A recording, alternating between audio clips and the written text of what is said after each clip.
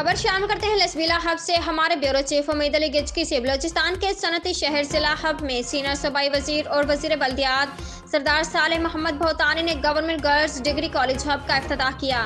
इफ्तिताही तकरीब में वजीर आला बलोचिस्तान के साबिक मामले खसूसी सरदार ज़ादा Shahzad Bhotani, deputy commissioner Hub Zahid Khan, principal girls degree college Hub madam Amreen Jafri, principal government boys degree college Khudai Nazar और दीगर ज़िले ऑफिसरान भी मौजूद थे। तकरीब से सीनियर सूबाई बल्दियात सरदार सालेह मोहम्मद भोतानी और डिप्टी कमिश्नर हब ने खिताब करते हुए कहा कि हमने इल्म हासिल करना हर इंसान का बुनियादी हक है और इलाका के नुमाइंदे मुल्क के रोशन मुस्तकबिल को दरख्शां बनाने के लिए इल्म और आगाही को आम करने के लिए किरदार अदा करें। उन्होंने कहा कि हमारी हुकूमत ने बलोचिस्तान के तालीमी पसमानदगी पर काबू पाने के लिए सूबा भर में स्कूल और कॉलेजेस कायम किए हैं ताकि संजीदा तालीम समाज का क़याम मुमकिन हो सके।